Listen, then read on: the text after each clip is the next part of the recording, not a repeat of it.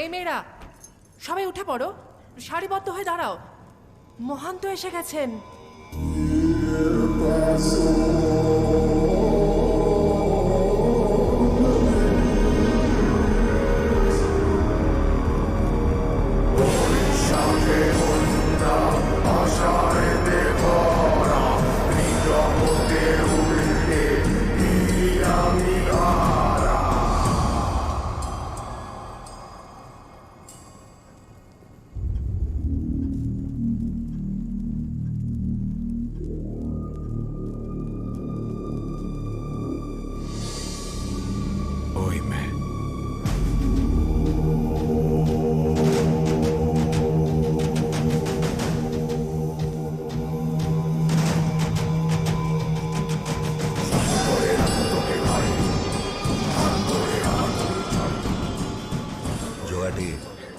ওকে তাড়াতাড়ি তৈরি করে নিয়ে আসিস, দেরি করলে না তুই শেষ।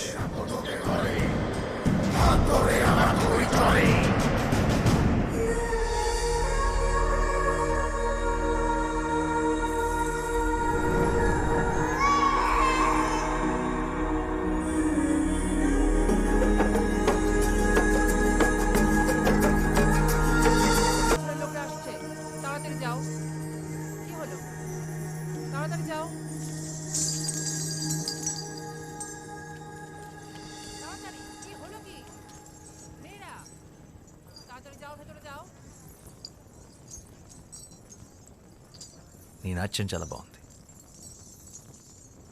నీతో కొంచెం మాట్లాడాలి.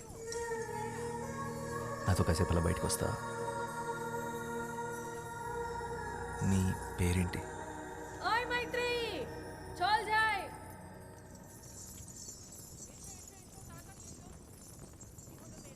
మైత్రి.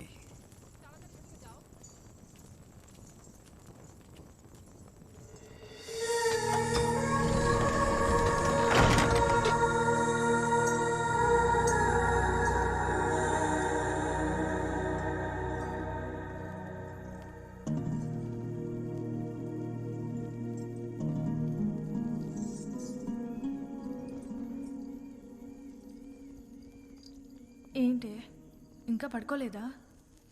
ఏం ఆలోచిస్తున్నావు? శశి, ఇందాక ఏమైందో తెలుసా?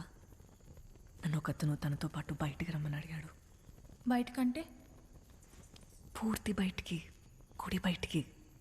నిజంగానా? అవును. మరి వెళ్తున్నావా? ఏంటే వెళ్ళేది? మనం ఎవరో తెలీదా? ఆయన ఎంత ధైర్యం అలా ఎలా అడుగుతాడు? మనం కూడా మనుషులమే అనుకొని అడుగుంటాడులే పాపం. అయినా నేనే నీ స్థానంలో ఉండుంటే అట్నుంచి అటే వెళ్ళిపోయేదాన్ని. వెళ్తావు? ఎందుకు వెళ్ళవు? మనం ఇలా మాట్లాడుకున్న విషయం ఎవరైనా విన్నారంటే కాళ్ళు వెరగొట్టి కూర్చోపెడతారు. నోరు మూసుకొని పడుకో.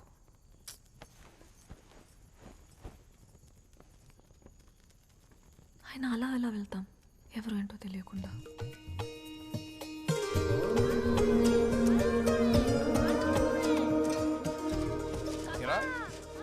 కలకత్తాకి వెళ్ళాలన్నా రాయాలన్నా అర్థం లేరా? తొందర ఉంది. దేవీ నవరాత్రులు అవని. నీకెప్పటి నుంచి దేవి మీద ఇంత భక్తి? భక్తి కాదురా,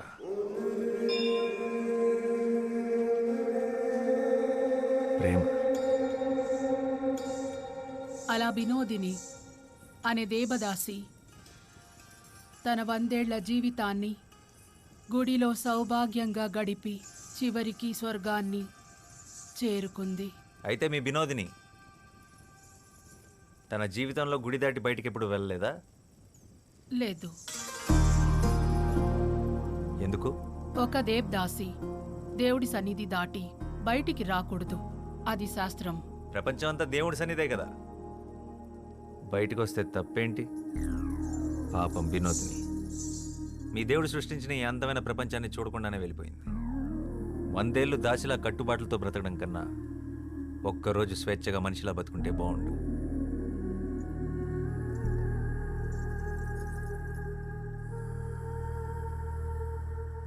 అందరూ వరుసన వచ్చి ప్రసాదాలు తీసుకోండి.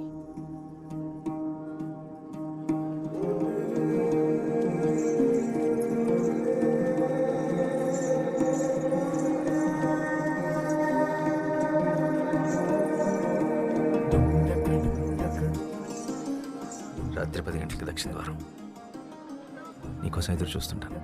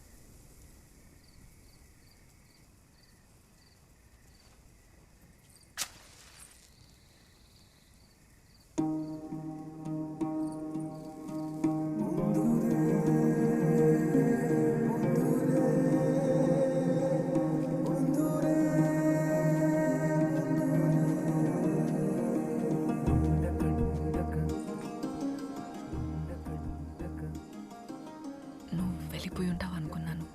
నువ్వు వస్తావని నాకు తెలుసు. నేనేం బయటికి రావాలని రాలేదు. నువ్వు నిజంగా వచ్చావో లేదో చూద్దామని వచ్చాను. సరే.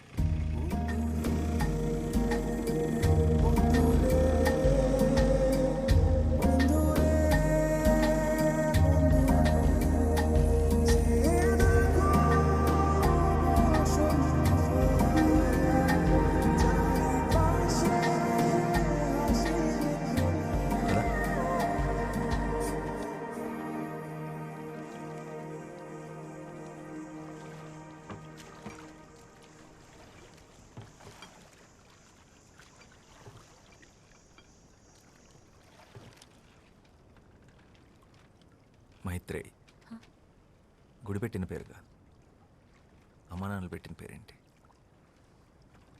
వాళ్ళు ఎప్పుడైనా కలిస్తే అడిగి చెప్తానులే.